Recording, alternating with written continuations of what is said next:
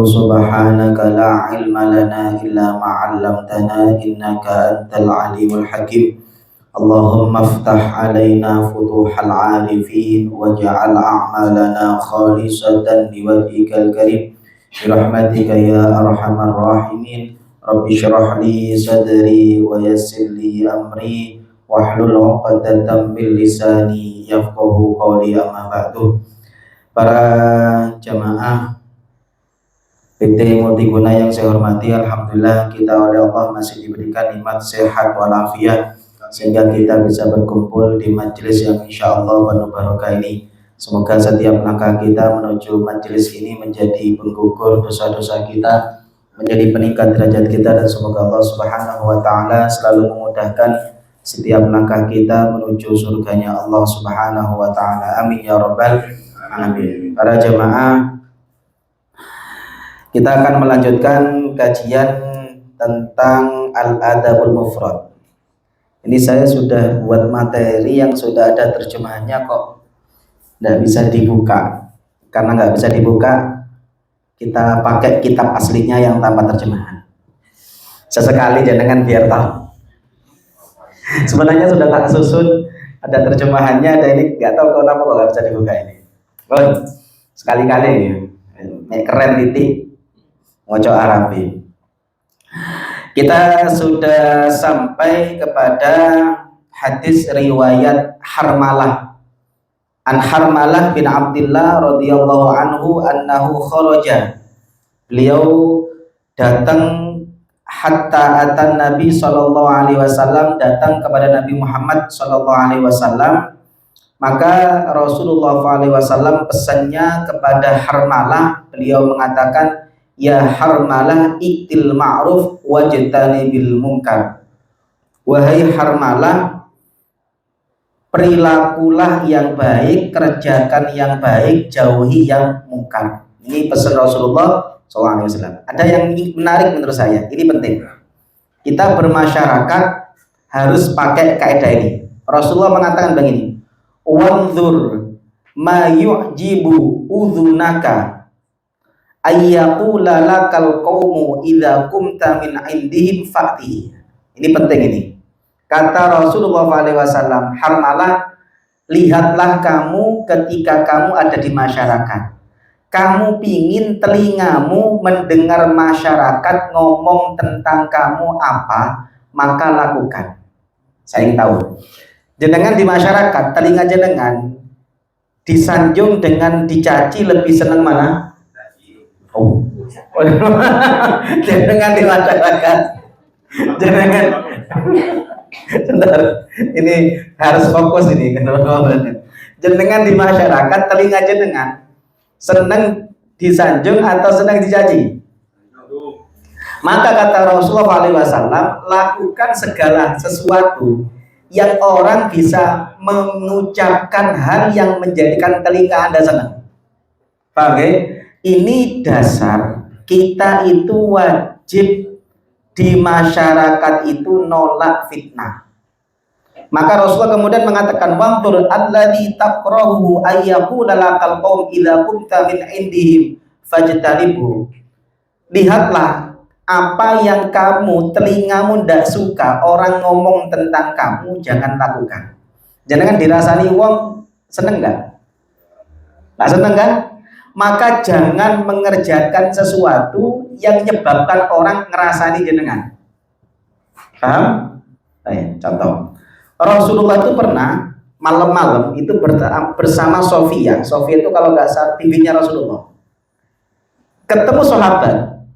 Sahabat itu ketika kelihatan Rasulullah bareng perempuan sungkan. Kemudian sahabat ini pergi. Oleh Rasulullah dipanggil. Apa tujuannya dipanggil? Supaya tidak jadi gunjingan. Takut sahabat kemudian menggunjing Rasulullah. Mangke tok Rasulullah berduaan dengan perempuan. Maka Rasulullah manggil. Beliau kemudian menjelaskan, ini yang sama saya, perempuan bibik saya. Supaya sampai tidak salah sangka, saya jelaskan. Paham ya? Jadi segala sesuatu yang menimbulkan fitnah jangan kerjakan. Jangan jadi orang yang kemudian mengundang pembicaraan orang yang buruk tentang Anda. Maka kalau itu gara-gara perilaku Anda yang salah bukan orang, tapi kita sendiri. Paham ya? Makanya benar kata Gus Bahar itu pernah mengatakan, kalau ada tetangga jenengan ngerasani jenengan itu kemungkinan hanya dua. Siji sampean wong api, tonggone benci. Nomor loro memang sampean sing elek. Paham ya? Jenengan dibenci wong, itu jangan kemudian saya ini sabar Ustaz, kenapa? Sak kantor ndak senenang kula, ndak apa-apa Ustaz. Pertanyaannya dua. Satu, sampean api sak kantor ndak seneng nang jenengan, atau kemungkinan kedua, memang perilaku jenengan ndak disenangi orang sekantor. Kadang-kadang kita terlalu pede terlalu suci. Kula niku Ustaz wis ndak apa-apa, ndak disenangi wong. Pertanyaan saya simpel. Sampean niku ndak disenangi, memang pantes ndak disenangi, atau memang jenengan itu asli ini tonggone sing elek? Kan kemungkinannya dua. Cuma sering sekali kita selalu menganggap diri suci. Jadi mek ana wong ndak seneng, iku sing diseneni siapa? Sing nggak seneng, padahal bisa jadi tonggone jenengan ndak seneng aja dengan gara-gara kita. Paham ya? Makanya ini prinsip ketika kita bermasyarakat, kata Rasulullah, kamu pingin diomongi apa oleh orang, ya sudah lakukan itu. Sampai pingin diomongi wong, orang yang kemudian, ini bukan masalah riya atau tidak riya ya, tapi ini hidup bermasyarakat supaya tidak menimbulkan fitnah. Jadi kalau jenengan pingin dianggap orang baik di masyarakat, ya perilaku harus baik. Makanya saya sering ngomong ke jenengan, sajane maksiat ngelakune dosa iku sing paling apik terang-terangan apa sembunyi-sembunyi? Ndak ngomong milih ya sing paling apik ya ngelakoni apik, ndak ngelakoni dosa. Mau milih jenengan milih ngelakoni dosa itu yang paling bagus, yang terang-terangan atau yang sembunyi-sembunyi? Ayo, yang mana yang bagus? Nah, ya tetap dosa, tetap. Sing apik sembunyi atau terang-terangan? Sembunyi. Jadi jenengan ngelakoni dosa lebih bagus sembunyi, tapi bukan saya ngajari sampean dosa sembunyi loh ya, bukan. Artinya kalau pilihannya dua, saya senang melakukan dosa Ustaz, itu sudah repot. Jangan ditampakkan. Kenapa? Kalau ditampakkan, Anda ngundang fitnah, dapat dua dosanya. Dosanya dosa, dosanya orang ngerasani jenengan kan gara-gara jenengan. Paham ya? Ini ngelakoni dosa itu ya yang paling apik sembunyi. Jangan terang-terangan. Nomor dua, dosa terang-terangan itu potensi dosa jariahnya tinggi. Mas Lukman pacaran teh alun-alun, ambek pacaran teh umah, ambil andi, ya podo elek lo ya, tetap podo elek lo. Jangan salah paham lo, podo elek, pacaran podo elek. Tapi kalau ditimbang elek andi, pacaran teh alun-alun, ambek teh umah, alun-alun. Paham ya? Lo bener. Tapi apa? Pacaran halal. Paham ya? Lo bener, ini penting. Jadi jangan sampai kita itu nimbulkan sesuatu. Makanya ada satu hal yang menurut saya menarik ya. Ada satu kisah itu. Ini kisah, jenengan boleh percaya nggak boleh percaya nggak apa-apa. Karena ini kisah di kitab kitab Usfuriyah. Ada orang itu kalau dosa sembunyi-sembunyi. Akhirnya dia terkenal baik. Maka ketika meninggal kan pasti disaksikan. Pripun niki jamaah jenazah saya nopo saya. Pilihannya kan saya nopo saya. Saya nopo saya. Saya. Loh, bisa jadi kata Rasulullah SAW, orang yang disaksikan baik oleh tetangganya, maka dia wajib masuk surga. Paham ya? Tapi saya ulangi lagi, jangan salah pahami loh ya. Saya tidak mengajarkan jenengan dosa sembunyi-sembunyi, tidak. Tetap elek. Cuma kalau kita bermasyarakat, ayo nama baik itu dijaga. Jenengan andaikan elek, usahakan elek di dalam. Ya benar, elek di dalam ya. Ya benar. Saya takut disalah pahami, nanti dipotong ngajarkan dosa sembunyi-sembunyi. Bahaya ini. Saya ulangi lagi, saya pacaran teh pacaran teh alun-alun, kita sepakat dosa, sepakat haram, sepakat elek, clear ya. Cuma kalau pilih yang di rumah. Iya, kalau mau melakukan jangan-jangan. Paham ini? Oke, bahaya ini kalau dilanjutkan. Paham nggih? Pokok jenengan nek nglakoni elek aja ditambahno. Atuan koncone jenengan nyakseni api timbang jenengan disakseni elek. Karena nanti ketika kita meninggal, yang menjadi saksi kita siapa? Tetangga kita. Paham nggih? Makanya kalau jenengan tetangga itu kan biasanya ya. Kenapa sih di kiai-kiai itu kadang-kadang kalau nyuruh nyaksikan itu kan pilihannya cuma satu. Saya nopo? Pernah nggak jenengan ada orang niki saya nopo elek? Kan ndak ono, pasti saya kok. Tujuannya apa? Sa elek-elek wong nek wis mati kan minimal api. Kok bisa Ustaz? Biyen ngentekno manggai tonggo, saiki mati kan wis dapat entek, berarti kan api. Loh bener ya? Biyen sik urip, sandale koncoku sering hilang. Saiki mati, kan udah hilang, berarti api apa boten? Api. Makanya persaksian saya nopo? Saya. Jadi itu mati ini saya. Kenapa kok saya? Minimal meskipun jelek ketika dia mati memberikan ketenangan bagi masyarakat sekitar. Itu kan juga saya. Oke, bon. Ini terkait tentang masalah ini prinsip. Masya Allah, Rasulullah itu ngajarkan kita itu bukan menjadi orang yang sok jelek di depan orang tapi baik di depan Allah, itu keliru. Kalau bisa, kalau jenengan baik di depan Allah, di depan orang harus baik. Paham ya? Karena mereka akan menjadi saksi kita. Bon, lanjut. Babu inna kulla ma'rufin shadaqah. Bab tentang segala kebaikan itu seperti sedekah.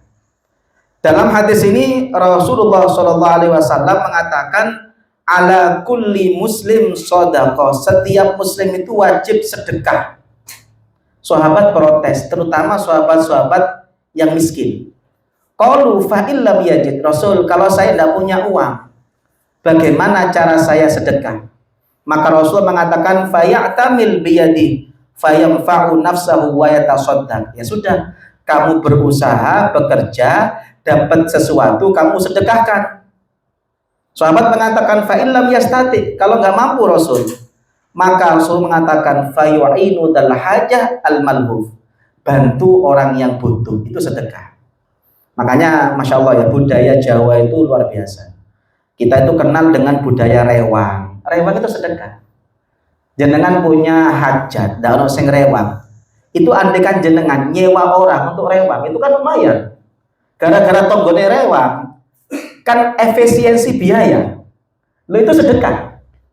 Makanya Rasulullah SAW, kalau kamu tidak punya sesuatu yang kamu sedekahkan, minimal kamu bantu orang. Dan membantu orang itu juga sedekah. Fa'ilam yaf'al. Rasulullah SAW ditanya lagi, Rasul, kalau saya tidak mampu, Masya Allah ya, Rasulullah SAW ini, maka beliau mengatakan, fal ya'mul bil khairi au ya'mul bil ma'ruf. Kalau kamu tidak mampu, ya sudah, perintahkan yang baik. Kalau kita tidak bisa menjadi kebaikan, jadilah agen kebaikan. Jenengan tidak bisa bantu bencana Aceh, jadilah agen donasi Aceh. Jenengan tidak bisa bantu duit gawe nyumbang masjid, maka jadilah agen amal masjid. Itu juga sedekah.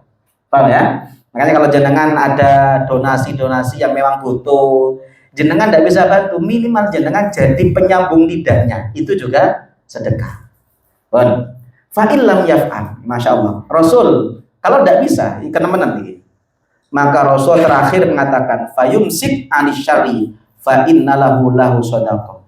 Kalau kamu tidak bisa, minimal jangan ganggu orang, itu juga sedekah. Paling rendah sedekah itu tidak ganggu orang, tapi kata ulama bisa dapat pahala kalau diniati tidak ganggu orang itu karena Allah Subhanahu wa ta'ala. Jadi orang sedekah itu Masya Allah pilihannya banyak. Saya percepat. Di hadis yang lain Rasulullah dikatakan ayyul amal afdal, apa amal paling utama? Rasulullah menjawab imanun billah wa jihadun fi sabili. Yang paling tinggi amal itu adalah iman kepada Allah dan jihad di jalan Allah. Maka puncak kematian itu adalah mati syahid fi sabilillah. Puncak kematian itu mati syahid fi sabilillah. Nah, makanya saya pernah ngasih amalan jenengan cara mati syahid. Belum? Di Petrozak. Di sini. Apa saja masih ingat? Meniatkan diri untuk menuntut ilmu dari waktu-waktu. Ada lagi yang 3. Belum ya? Oh, belum. Ini penting. Ini amalan yang paling gampang. Jenengan bisa dapat mati syahid fisabilillah. Selain yang tadi istiqomah itu. Saya skip yang ini ya. Saya skip. Saya carikan hadis tentang yang mati fisabilillah.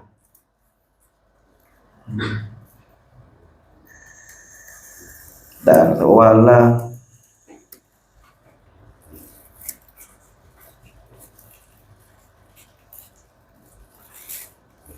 coba kita cek di kitab hadis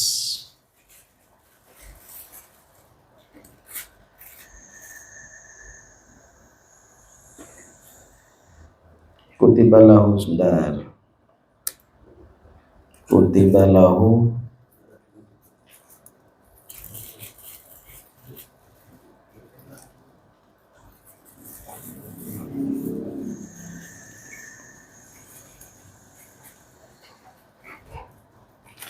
di kitabnya Iman At-Tabrani. Nah, ini kalau bisa diamalkan gampang kok, gampang ini, gampang.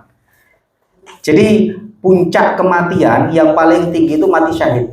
Saking tingginya orang mati syahid, tidak wajib dimandikan, tidak wajib disolati. Makanya kata Rasulullah SAW, kalau bisa setiap orang Islam itu punya cita-cita mati syahid. Saya sama jenengan itu kalau bisa punya cita-cita mati syahid. Makanya slogan yang paling terkenal, Ishkariman Aumud Syahidan. Pernah dengar? Makanya di daerah Jawa Tengah itu ada pondok Ishkariman. Ada satu slogan, Ishkariman Aumud Syahidan. Hidup mulia atau mati syahid. Itu namanya Ishkariman Aumud Syahidan. Nah, puncak kematian tertinggi itu mati syahid. Pertanyaan saya, jenengan siap mati syahid kayak orang Palestina? Abot kan? Oh. Saya lihat wajah jenengan tidak kira kuat. Percaya. Nah, tapi tetap kita harus punya niat mati syahid. Maka setelah di mati syahidnya orang Palestina, ada tingkatan mati syahid yang 5. 1, mati kena penyakit taun, si abot. Mati kena penyakit yang kaitannya dengan perut.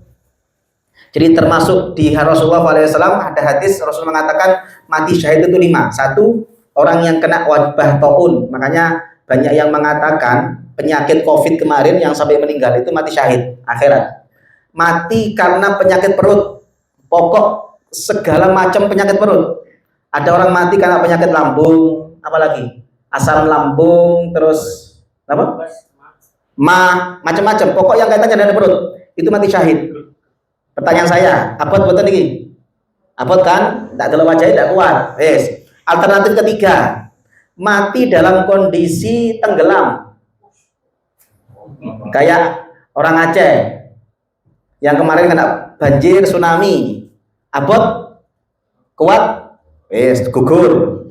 Keempat, oh iya kan gugur kan? Tidak kuat kan wajahnya? Yang keempat, mati karena tertimpa reruntuhan. Kayak termasuk Al-Khazini. Kemudian kalau kena gempa. Pertanyaan saya, yang keempat, abot? Gugur berarti? Yes, gugur. Yes. Gugur kabeh kan? Yes, tak kayak alternatif. Ini insya Allah gampang. Saya bacakan. Rasulullah mengatakan dalam hadis riwayat Tabrani, man sholat duha, ini penting. Orang yang istiqomah duha. Saya ulang lagi, pertama, istiqomah duha. Tidak bisa 4, 2. Yang penting istiqomah. Sing abad istiqomah. Mek kumat-kumatan enak. Kumat kencenge duha 10, ndak kumat subuh hilang. Ya kan mek kumat-kumatan enggak? Istiqomah yang berat. Jadi kalau jenengan pingin dapat orang mati syahid, ini syahid, maka di Rasulullah dikatakan kutibalahu ajru syahidin. Maka dia tercatat kalau mati, yang penting istiqomah melakukan 3 hal ini. Andaikan dia mati, tercatat seperti pahalanya orang mati syahid, seperti orang Palestina yang mati syahid. 1. Man sholat duha. Apa? Sholat duha. Minimal 2 rakaat. Pokok sholat duha, istiqomah. 2. Wasoma thalathati ayyamin minasyahri. Istiqomah puasa 3 hari tiap bulan. Berat enggak? Apa kayak ini? Padahal saya tanya, poso 3 dino ambek mati loro weteng, abotan di. Lo kan saya abotan mati loro weteng kan? Kalau jenengan enggak bisa milih mati loro weteng kan minimal pilihannya ini.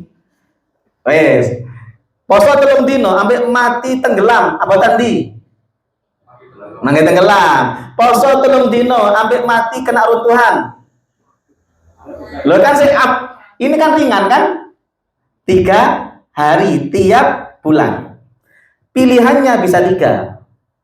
Ada ayyamul bid. Ayyamul bid itu berarti 13, 14, 15. Ayyam itu artinya hari, bid itu terang. Berarti hari pada waktu terang bulan purnama. 13, 14, 15. Ada lagi puasa ayyamus sud. Pernah dengar? Ayyamus sud. Ini baru-baru dengar ya. Jadi puasa 3 hari tiap bulan itu ada 2, ada 3 di kitab itu. 1 ayyamul bid, ini yang paling terkenal. Ada nanti puasa ayyamus sud.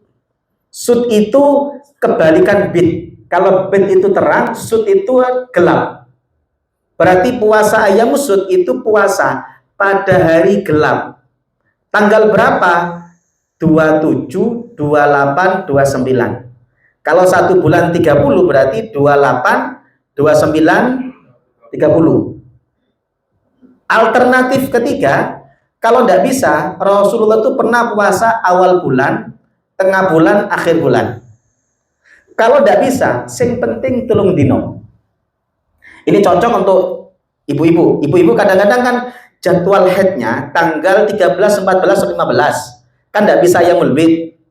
Ada yang jadwal haidnya 27, 28, 29, tidak bisa yang musud. Maka alternatifnya bisa alternatif ketiga. Sing penting 3 dino. Paham ya? Kalau jenengan istiqomah puasa 3 hari sebulan, 1 kali ibadah itu kan setara 10. Maka kalau jenengan puasa 3 hari sebulan berarti sama dengan puasa 30 hari. 1 bulan dalam kalender Hijriah itu tidak ada yang 31, mentok 30. Maka orang yang istiqomah puasa tiap bulan 3 hari seperti puasa 1 bulan penuh. Kalau tiap bulan berarti seperti puasa 1 tahun penuh. Paham ya? Di 1 apa? Duha istiqomah, nomor 2 puasa 3 hari. Aku koyoke rada mamang sing puasa 3 dina iki. Tapi mau menawa jenengan ndak iso saiki pola. Saiki kan Saban nggih, mumpung Saban. Saban ini kalau bisa 3 hari. Pun sebenarnya jenengan kalau tiap bulan sudah puasa 3 hari, tidak puasa Syawal cukup. Karena puasa Syawal itu kan alternatif kedua. Ya, kalau jangan tiap bulan sudah 3 hari itu sebenarnya tidak usah puasa Syawal, tidak apa-apa. Yang penting tiap bulan 3 hari. Pun. Nomor 2. Walam yatrukil witro fi safarin wala hadirin. Tidak pernah meninggalkan sholat witir. Nah, ini penting. Baik di rumah maupun di perjalanan. Jadi kalau jenengan di perjalanan jauh, wasel, wis mari maghrib, mari isya wasel, minimal nambah witir siji, tidak usah ba'diyah, tidak apa-apa. Saya kadang-kadang kalau capek itu wis mau nambah lagi nggak kuat, ba'diyah tak tinggalkan, karena lebih utama witir dibandingkan ba'diyah. Ibadah sholat sunnah paling tinggi pahalanya itu witir. Makanya kata Rasulullah SAW yang ketiga, tidak pernah meninggalkan witir baik di rumah maupun di perjalanan. Pun, contoh yang kedua, jenengan di perjalanan jamak takdim, isya maju ke maghrib, Jenengan mikir kalau nanti saya witir nunggu nanti itu kan resiko.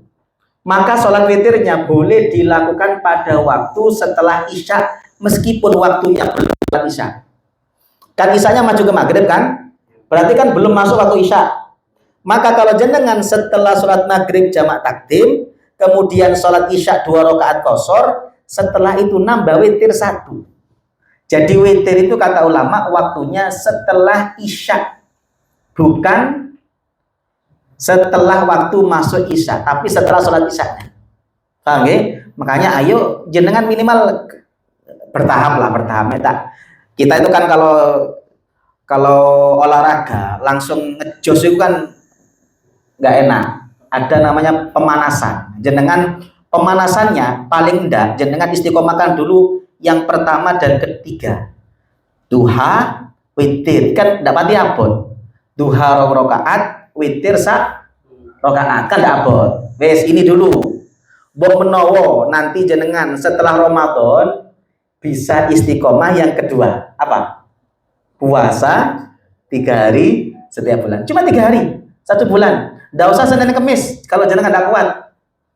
Cukup 3 hari setiap bulan.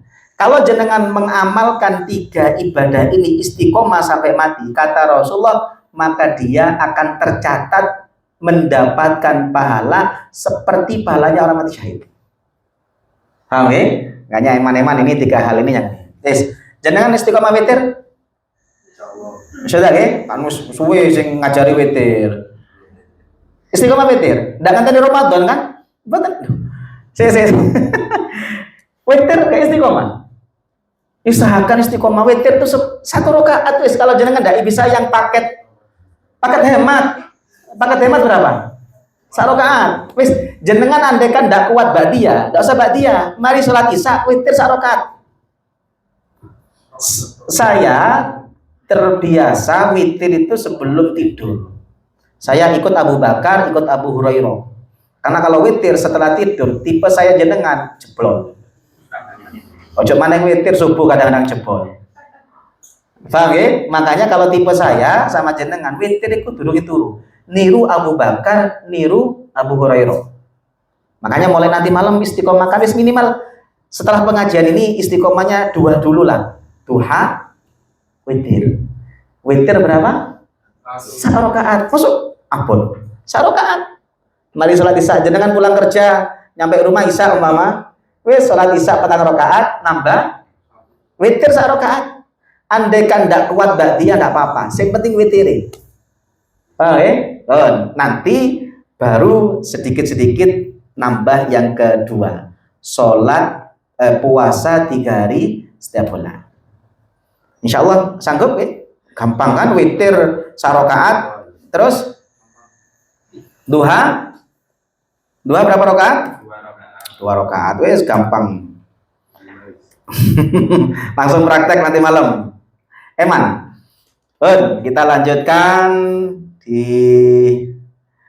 pembahasan selanjutnya. Loh, kemana ini? Nah, kata Rasulullah SAW, puncak ibadah itu jihad. Tertinggi jihad. Tadi sudah saya kasih alternatif. Kalau jenengan tidak bisa jihadnya Palestina, paling rendah yang dulu pernah saya sampaikan istiqomah ngaji atau istiqomah mengamalkan 3 hal itu. Kemudian kila fa ayyur riqab afdal. Kemudian Rasulullah ditanya, Rasul memerdekakan budak yang paling utama apa? Kata Rasulullah, aulaha thamanan wa anfusaha inda ahliha. Yang paling mahal dan yang paling berharga. Ini sudah tidak ada karena kita sudah tidak ada perbudakan. Afara'aita illam astati ba'dal amal. Rasulullah ditanya, Rasul kalau saya tidak mampu bagaimana? Beliau mengatakan, fatu'ina dha'ian aw tasna'u li akhram. Kamu bantu orang kebakaran atau bantu orang yang kehilangan, itu juga termasuk ibadah. Kalau tidak bisa, terakhir kata Rasulullah, tada'un nas minasyarri. Kamu tidak ganggu orang, itu sedekah. Jadi sedekah paling rendah itu tidak ganggu wong. Kalau kita tidak bisa menjadikan orang tersenyum, jangan jadikan dia menangis karena perbuatan kita. Itu kaedahnya. Lanjut. Dari Abu Dzar. Hadis dari Abu Dzar, qila ya Rasulullah, dzahab ahlud dutsur bil ujur. Rasulullah itu pernah di apa ya, kalau bahasa kita itu beliau itu pernah diunjuk rasa oleh orang miskin. Tapi unjuk rasanya bukan ingin menurunkan harga. Apa unjuk rasanya orang miskin? Orang miskin mengatakan, Rasul, kami ini iri sama orang kaya.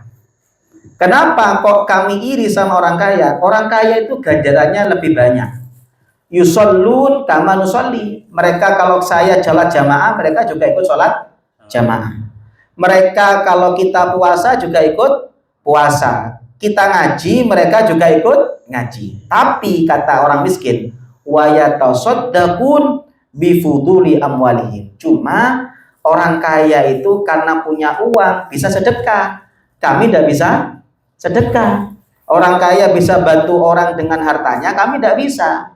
Ini unjuk rasanya orang miskin, bukan minta penurunan harga, tapi mereka iri karena tidak bisa sedekah seperti orang kaya. Maka Rasulullah SAW mengajarkan, alaisa qad ja'alallahu lakum ma tasaddaqun. Bukankah aku pernah mengajarkan kalian sedekah tidak dengan harta? Apa itu?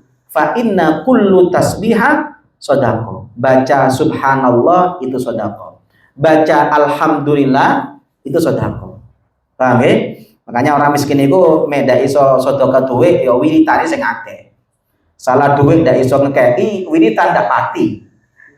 Orang miskin itu ya seperti itu. Jadi kalau jenengan ndak bisa sedekah uang, ya sedekah wiritan. Lon. Nah, ada yang menarik ini. Ngapunten, ini agak sedikit vulgar. Bahkan Rasulullah mengatakan wa butu ahadikum shadaqah. Pada kemaluan kalian ada sedekah. Maksudnya bagaimana? Kalian kalau punya istri, kalian mendatangi istri kalian berhubungan intim itu sedekah. Makanya biasanya orang miskin itu anaknya akeh. Karena sedekah ya akeh. Karena Rasulullah itu mengatakan wa fi buti ahadikum sedekah. Pun. Nah, ini penting. Kata ulama, Imam Nawawi mengatakan segala perbuatan biasa, tindakan-tindakan biasa itu kalau diniati baik jadi sedekah. Berhubungan intim itu kan berhubungan biasa. Makanya kata ulama, jenengan kalau berhubungan intim tidak niat apa-apa, tidak dapat pahala. Tapi kalau jenengan berhubungan intim dengan istri, satu, minimal niat memenuhi hak suami istri. Nomor dua, niat supaya terbebas dari yang haram, maka dipuaskan dengan yang halal. Atau yang paling tinggi, diniati supaya punya anak yang soleh solihah. Maka kalau nanti dari hubungan ini lahir seorang anak yang anaknya soleh solihah, setiap amalan anaknya itu mendapatkan pahala. Inilah yang dimaksud dengan pada kemaluan kalian ada sedekah. Maka kata Rasulullah SAW, andaikan kemaluan itu diletakkan ke yang haram, maka dapat dosa. Tapi kalau diletakkan kepada yang halal, maka dapat pahala sedekah. Paham ya? Jenengan kalau punya istri atau punya suami, ngasih kode itu sebenarnya gampang. Mas tidak pingin sedekah. Nah, hadisnya ini, wa fi buti ahadikum sedekah. Paham ya? Tapi sedekah iki aja akeh-akeh. Eman gegere, eman tenggule. Oh, ini sedekah. Nah, setelah hadis ini, di hadis yang lain, orang kaya itu tahu. Orang miskin diajari tasbih, diajari subhanallah, diajari Allahu Akbar, diajari tahlil. Orang kaya ikut-ikutan, orang miskin protes lagi, Rasul, jenengan kemarin ngasih amalan, orang kaya juga ngamalkan. Maka terakhir Rasul mengatakan, dzalika fadlullah yu'tihi may yasha. Ya sudah, itu anugerah Allah yang Allah berikan kepada orang yang Dia kehendaki. Makanya ini jenengan, saya sering ngomong, setiap pagi itu kan kita punya 360 sendi. Ini 1, 2, ini satu tubuh itu 360. Ini kalau bisa disedekahi. Kalau per sendi 1000 kan 360.000. Kalau tidak bisa, minimal wiritan tiap pagi itu 360. Kalau tidak bisa, kata Rasulullah terakhir, minimal sholat duha. Jadi sodakonya orang tidak punya apa-apa itu minimal setiap pagi sholat duha. Jadi sholat duha itu sama dengan mensedekahi 360 tulang sendi. Nah, makanya tadi saya katakan wis jenengan pengajian ini intinya dua, duha, witir. Yang tahapan ketiga mek kuat poso telung dino. Paham ya? Semoga nanti waktu pengajian lagi saya tanya sudah witir, angkat tangan kabeh. Mek sak rakaat kok musuh abot sak rakaat. Paham ya? Saya lanjut. Di hadis yang lain Rasulullah SAW, nah ini penting, jangan pernah meremehkan hal kecil. Rasulullah SAW ketika ditanya oleh Abu Barzah Al-Aslami, ya Rasulullah, dullani ala amalin yudkhiluni al-jannah. Rasul, tunjukkan saya satu amal yang mampu menjadikan saya masuk surga. Ternyata amalannya simple. Apa kata Rasulullah? Amitil ada anitorik. Buanglah kotoran segala yang mengganggu dari jalan. Jenengan bayangkan ya, saya kadang-kadang mikir ya, hadis ini Masya Allah ya, saya kadang-kadang mikir, kenapa sih Rasulullah SAW mengatakan ketika ditanya amalan yang bisa masukkan surga, itu kan pikiran kita kan umroh, yang gede-gede kan, ternyata simpel. Me ono kotoran, ada segala sesuatu yang mengganggu orang di jalan, ambil. Saya mikir ya, andaikan di jalan ada satu paku, gara-gara jenengan ambil, andaikan paku ini tidak diambil, ada mobil dengan kencang kena paku ini oleng, nabrak orang, mati. Bayangkan jenengan, pahala gara-gara satu paku jangan ambil, menyelamatkan nyawa orang. Hal simple. Paham ya? Jenengan kelihatan ada batu di jalan. Bayangkan jenengan, andaikan ada orang kesandung batu itu sampai kakinya darah, masuk rumah sakit, operasi larang. Dengan jenengan ambil batu itu, berarti kan jenengan menyelamatkan sekian banyak kaki. Pernah kepikiran enggak? Inilah hebatnya Rasulullah SAW. Hal simple, tapi beliau mengatakan ada sesuatu ibadah yang kita kalau ngamalkan bisa dapat pahala. Apa? Amitil adha anitorik. Saya kadang-kadang mikir ya, andaikan prinsip ini dimiliki oleh semua orang, tidak butuh petugas kebersihan. Andaikan setiap orang kalau kelihatan kotoran diambil dengan penuh sadar, pakai hadis ini. Andaikan ada orang setiap kali ada duri, setiap kali ada paku, setiap kali ada batu, dengan kesadaran ngambil. Saya bayangkan ya, berapa nyawa yang terselamatkan. Paham ya? Makanya hal simple ini kadang-kadang penting. Jenengan kalau di sini ada kotoran, tidak usah nunggu CS. Bayangkan betapa bahagianya CS kalau masing-masing orang ono sampah di GPI, kan meringankan pekerjaan. Lo ganjaran itu. Paham ya? Ini yang kemudian segala sesuatu yang kadang-kadang hal simple yang oleh Rasulullah SAW diajarkan. Sebaliknya, jenengan buang sesuatu simple, mari mangan pisang dibuat sembarangan. Andaikan ada yang terpleset sampai keselio masuk rumah sakit, apakah jenengan tidak punya dosa mencelakakan orang? Jenengan bukan paku gitu ya, paku dibuang sembarangan. Ada kendaraan kena paku itu kemudian oleng, mati. Apakah jenengan tidak punya dosa membunuh? Paham ya? Makanya hal simple. Makanya ini yang menurut saya, ayo kita biasakan dari diri kita sendiri. Ono barang sing ndak pati api diambil. Saya pernah merasakan itu, Masya Allah ya. Ada batu besar, saya nggak tahu karena waktu pakai mobil, saya pakai mobil yang biru, saya ada mobil Chevrolet kayak sedan gitu ya. Itu kan beda dengan ini kan kelihatan ya. Kalau yang mobil-mobil tipe sedan itu kan batu-batu yang di bawah itu udah kelihatan. Saya pernah ngerasakan bagaimana ada batu besar itu ganggu. Saya mikir ya, andaikan umpama ada batu ini saya ambil, betapa banyak mobil-mobil kayak saya selamat itu kayak, paham ya? Makanya ini yang hal-hal simpel. Ini supaya bisa menjadi budaya, termasuk budaya kantor. Budaya kantor itu ono sampah, tidak usah tadi petugas kebersihan diambil, budaya pungut sampah itu ambil. Saya merasakan ini dulu yang bagus itu adalah konsepnya Agim ya. Waktu dulu 212 itu salah satu hal yang menurut saya konsep ini teraplikasikan itu oleh gerakannya AAG. Jadi ketika 212 itu selesai itu kan banyak sampah. Beliau mengatakan, ayo ada ibadah paling penting apa? Banyak sampah. Masing-masing orang mungut sampahnya masing-masing. Itu kan selesai. Paham ya? Ini imatatul adha. Di hadis yang lain sama, marra rajulun bi syauqin fit tariq faqala la umitanna hadza syauq la yadur rajulan musliman faghfaralah.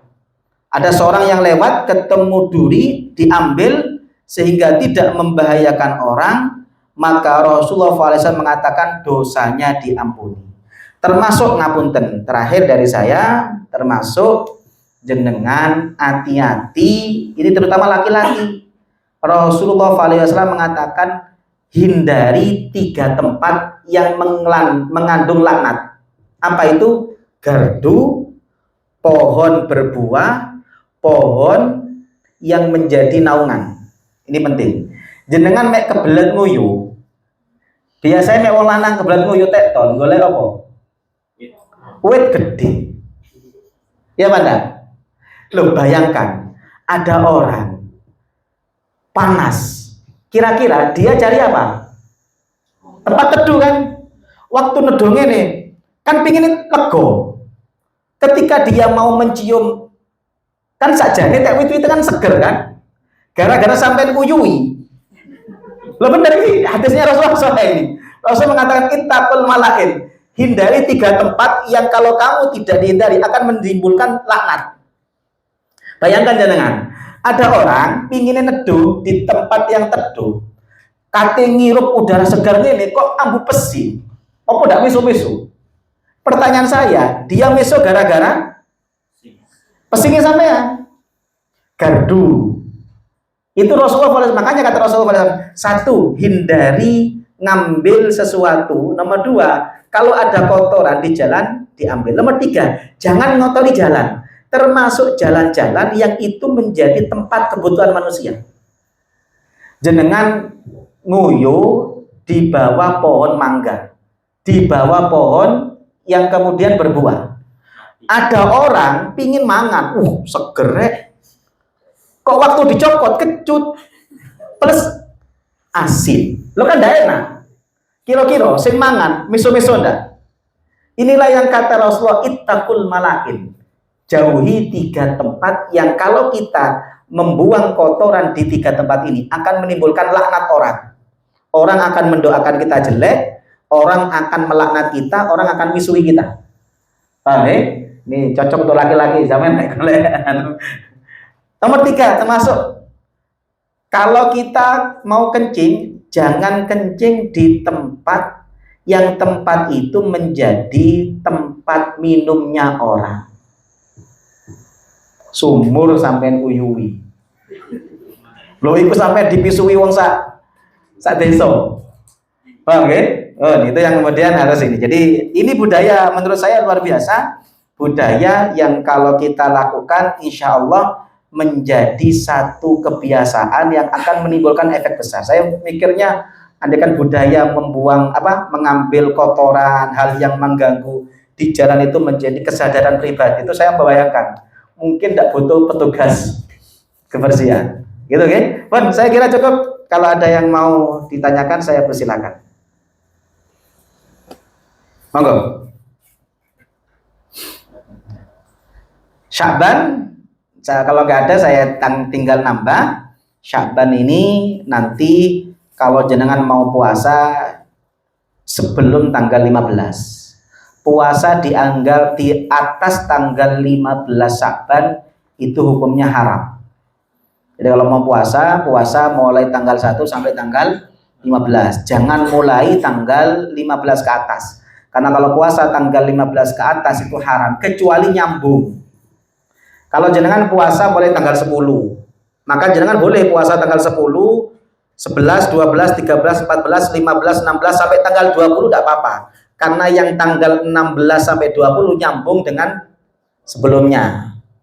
Tapi kalau jenengan sebelum 15 tidak pernah puasa, kawit mulai puasa setelah tanggal 15, maka tidak boleh, kecuali puasa yang menjadi kebiasaan. Senin Kemis biasa, tidak apa-apa. Contoh kedua, Jangan puasa tanggal 14 puasa, 15 puasa, 16 puasa, 17 puasa, boleh. Karena yang 16 nyambung dengan tanggal 14. Tapi umpama setelah tanggal 17 jenengan tidak puasa, maka setelah itu sudah tidak boleh puasa lagi. Paham ya? Nih kalau mau puasa di bulan Sya'ban usahakan sebelum tanggal 15. Maka kalau jenengan mau puasa Sya'ban hanya bisa ayyamul bid, ayyamus sud tidak bisa. Karena ayyamus sud itu kan 27, 28, 29 itu tidak boleh. Yang boleh ayyamul bid 13, 14, 15. Nomor 2, di bulan Sya'ban ini perlu diperbanyak sholawat. Saya pernah nulis, nanti saya share juga. Di bulan Sya'ban itu ayat sholawat itu turun di bulan Sya'ban. Jadi ayat innallaha wa malaikatahu yusholluna 'alan nabi ya ayyuhalladzina amanu shollu 'alaihi wasallimu taslima, itu ayat yang turun di bulan Sya'ban. Makanya Imam Al-Qastilani mengatakan dianjurkan memperbanyak sholawat di bulan Sya'ban. Ketiga, baca Quran. Di kitabnya Ibnu Rajab Al-Hambali, beliau meriwayatkan sahabat itu kalau bulan Sya'ban sudah mulai hataman Quran supaya nanti di bulan Ramadan bisa hatam Quran. Jadi jenengan Ramadan itu tergantung Sya'ban nanti. Maka kalau jenengan pingin Ramadan hatam Quran, Sya'ban kalau bisa Quran sing tek dukur lemari diturunkan, mulai dibaca. Kan ada orang itu Quran itu Ramadan, setelah Ramadan ditaruh ketemu Ramadan depan. Nah yang seperti itu jangan turunkan. Baca Sya'ban minimal 2 halaman, 3 halaman, tidak apa-apa. Nanti insya Allah Ramadan 1 hari 1 juz itu gampang. Jangan 1 juz 1 hari itu gampang enggak? 1 juz itu kan 20 halaman. Bagi 5 berapa? 4 kan? 4 halaman berarti kan 2 lembar. Kalau jenengan seabot 2 lembar dibagi lagi 2, berarti 1 lembar. 1 lembar sebelum sholat, 1 lembar setelah sholat. Gampang betul? Wes perbandingannya. Jenengan sebelum sholat sempat baca WA, sempat buka TikTok, sempat buka Facebook, IG, sempat kan? Saya tidak ngelarang, karena sulit kalau dilarang. Nah, gini, sebagaimana kita sempat buka WA, wes waktu WA-nya berapa menit, sebagai gantinya WA-nya tetap tapi ditambah baca 1 halaman setara dengan baca WA. Oke, setelah sholat jenengan sempat baca WA, buka TikTok kan sempat kan? Nah, waktunya berapa menit? 10 menit? 15 menit minimal itu kan, bisa 2 jam kan. Nah saya tidak ngelarang, minta waktu 15 menit yang tadi itu tetap jenengan 15 menit jatah WA ada popo, jatah TikTok ada popo, cuma sebagai ganti 15 menit ditambah 15 menit baca 1 halaman kan iso, berarti 1 hari bisa 20 halaman kan 1 juz. Oke, syaratnya siji, jangan sampai kena penyakit M. Nah, kena penyakit M, solusi apapun tidak bisa. Oke, terakhir dari saya, di bulan Sya'ban nanti ada nisfu Sya'ban. Hadis tentang nisfu Sya'ban itu banyak. Cuma ibadah di nisfu Sya'ban ini ulama berbeda pendapat. Hadisnya ulama sepakat, ibadahnya berbeda pendapat. Nisfu Sya'ban di beberapa hadis itu kata Rasulullah SAW adalah pergantian catatan tahunan. Jadi catatan tahunan itu ada yang harian, itu setiap subuh maghrib. Ada catatan mingguan setiap Kemis, karena itulah kita sunnah puasa Kemis. Ada yang terakhir tahunan, nisfu Sya'ban. Ada ulama yang ibadah di nisfu Sya'ban, ada ulama yang menolak. Maka jenengan monggo, kalau jenengan yang tidak seneng ya sing penting nisfu Sya'ban ojo maksiat. Tapi kalau jenengan ikut ulama yang kemudian ikut hadis Rasulullah mengampuni orang di Nisfu Sa'ban, maka biasanya di masjid-masjid itu ada namanya baca Yasin 3 kali. Itu dasarnya adalah ada sebagian tabi'in kalau malam Nisfu Sa'ban itu masuk masjid berwiritan. Paham ya? Monggo jenengan mau Yasinan 3 kali, monggo. Yang penting Nisfu Sa'ban, ojo tiktokan 3 kali. Nah, ya. Itu yang paling penting, nggih. Yang jenengan ndak mau Yasinan ndak apa-apa. Saya mau Yasinan monggo, yang nggak mau Yasinan ya monggo. Yang penting ojo diganti tiktokan. Ngoten nggih? Pun ada mau tanya? Ya, monggo. Pertanyaan seputar keluarga. Sudah? Ani dan Budi adalah seorang kakak beradik yang memiliki seorang ibu yang sakit. Hubungan persaudaraan Ani dan Budi kurang baik karena perbedaan perekonomian. Ani lebih sukses. Akhirnya si ibu ikut si Ani. Suatu hari, Budi memaksa si ibu untuk ikut dengan dia tanpa boleh ada campur tangan si Ani lah. Hingga akhirnya Budi bilang ke Ani, ibu udah meninggal Budi. Apa pernah ada info bahwa ibunya sedang sekarat dan lain-lain kepada Ani maupun kepada keluarga besar yang lain. Pertanyaannya Pak ya, mungkin niatnya Budi ini untuk sedekah untuk ibunya, tapi apakah perilaku ini benar tanpa ada info-info ke keluarga besar ketika si ibu mungkin sekarat dan meninggal, termasuk proses-proses ketika perawatan jenazah?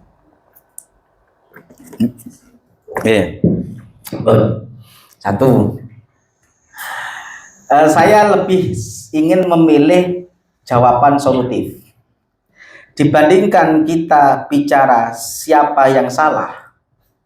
Mending kita bicara solusinya bagaimana. Apa solusinya bagaimana? Satu, bagaimanapun juga ibu kita yang meninggal itu tidak pingin anaknya tukaran apa maning gara-gara urusan sopo sing salah nggak ngasih tahu atau tidak. Pertanyaan saya, andaikan ini kemudian sibuk eker-ekeran sopo sing salah, kira-kira jenazahnya seneng nggak? Sangat tidak senang. Makanya saya kalau ada solusi, ada seperti ini, saya sering ngomong, sudah yang lama itu selesai. Yang lama selesai. Orang tua kita yang meninggal itu paling seneng kalau anaknya itu soleh. Dalam kitab Tambihul Ghafilin bi ahadithi Sayyidil Mursalin dikatakan, salah satu cara untuk birrul waliden, berbakti kepada orang tua setelah orang tua meninggal adalah menjadi orang soleh. Karena semua orang tua mendambakan anaknya soleh. Jadi bakti kepada orang tua yang sudah meninggal itu cara paling ampuh satu, menjadi orang soleh. Kenapa kata ulama? Karena semua orang tua itu mendambakan anaknya soleh. Termasuk anak soleh adalah anak yang tidak gampang untuk tukaran hal-hal yang tidak penting. Maka kalau ada seperti ini, saya lebih fokus, ya sudah, ayo, yang penting ibu kita itu sudah wafat. Ibu kita itu pingin anaknya rukun, anaknya soleh-soleh. Itu tujuan utama orang tua.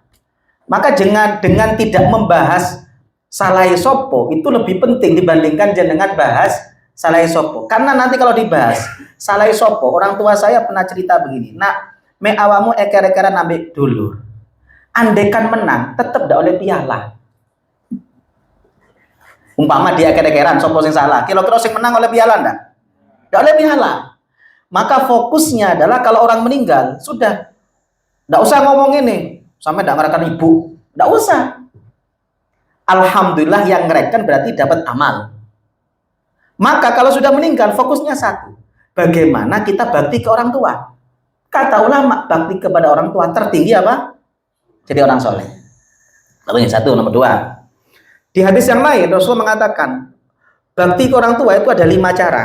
Saya persingkat. Satu, memperbanyak membaca istighfar. Maka kalau sudah terjadi seperti itu, tidak usah fokus sopo sing salah, sopo sing biar loro sing ngereken, sopo sing tidak ngereken, tidak usah. Ayo fokus setelah orang tua meninggal, perbanyak istighfar. Nomor 2, perbanyak sedekah atas nama orang tua. Ini hadisnya sahih. Maka kalau jenengan punya rezeki itu minimal, kalau jenengan punya orang tua wafat ya, sedekah apapun usahakan diniati untuk sedekah orang tua. Jenengan dapat pahala, orang tua dapat pahala. Nomor 3, wa infadhu ahdihima. melaksanakan mimpi-mimpi orang tua. Orang tua dulu ingin apa? Maka baktinya anak itu adalah merealisasikan keinginannya. Itu di hadis Muslim. Termasuk orang tua kan ingin anak rukun.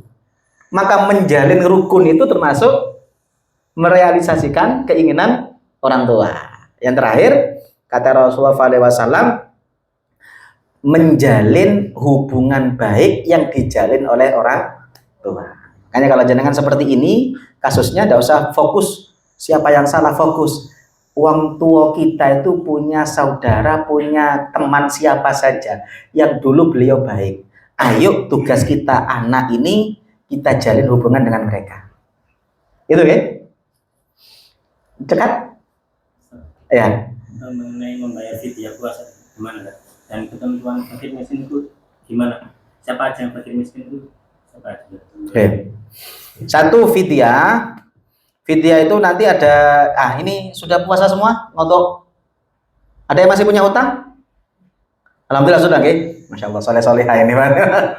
Yang punya hutang, selesaikan Sa'ban. Karena kalau perempuan yang kemarin punya hutang, sampai Ramadan besok belum nyaur hutang, maka dia akan mendapatkan beban dua. Kodoknya tetap, nomor dua, dia wajib bayar fidyah.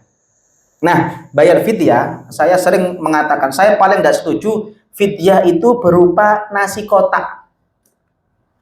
Biasanya nanti kalau Ramadan itu banyak program selebaran bayar fidyah nasi kotak. Saya paling nggak setuju. Kenapa? Satu, kalau berupa nasi kotaknya dibagikan di masjid. Pertanyaan saya, yang bisa memastikan sing mangan wong miskin siapa? Tidak ada kan? Itu nomor dua. Nasi kotak 25.000. Pertanyaan saya, uang 25.000, andaikan dibelikan beras, diberikan fakir miskin, itu dapat 2 kilo, bisa cukup untuk makan 2 minggu satu keluarga. Gara-gara nasi kotak hanya cukup makan 1 orang 1 kali. Makanya kalau mazhab Syafi'i yang namanya fidyah itu ya makanan pokok. Ya sudah, jangan kalau bayar fidyah itu enggak usah nasi kotak, belikan beras. Fidyah itu berapa? 1 mud. 1 mud itu 1/4 sok. 1 sok itu ukuran zakat fitrah. Maka kalau jenengan zakat fitrah ikut 3 kilo, berarti 1 sok 7,5 ons. Bon. Bagaimana bayarnya? Cari fakir miskin. Fakir miskin itu sekarang gampang. Cari fakir miskin dari saudara terdekat. Jadi jangan enggak usah boleh wong liya.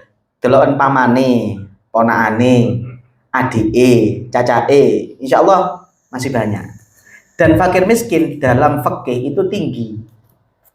Di Basnas itu ngitung fakir miskin itu per orang had kifayah itu sekitar 900, anggaplah 1 juta. Jadi kalau ada orang punya anggota keluarga 3, suami, istri, anak 1, maka had kifayahnya 3 juta. Maka kalau dia punya pendapatan sebulan kurang 3 juta, dia miskin. Mek anake loro. Dudu loro, telu. Berarti kan 5. Suami, istri, anak 3. Berarti had kifayahnya berapa? 5 juta. Mek gaji UMR masih miskin. Makanya semakin banyak anak, klasifikasi miskinnya semakin tinggi. Jenengan punya anak 10. Masing-masing kan 1 juta. Berarti had kifayahnya 10 juta. Sampai duwe anak 10, gaji 9 juta, saya miskin. Makanya semakin banyak anak, potensi miskin semakin tinggi. Paham nggih? Pertanyaan saya, golek keluarga sing anggotanya anaknya 2, berarti kan 4 juta. Cari saudara yang pendapatannya 2 juta, banyak enggak? Banyak, uang 1 juta aja banyak. Ya sudah, itu saja kasih. Gitu ya. Cekap. Semoga menjadi ilmu manfaat barokah. Semoga kita dijadikan orang istiqomah dalam kebaikan. Amin ya rabbal alamin. Bismillahirrahmanirrahim. Alhamdulillahirabbil alamin. Allahumma shalli wa sallim ala sayyidina Muhammad wa ala ali sayyidina Muhammad. Rabbana ighfir lana wa liwalidina warhamhum kama rabbawna shighara.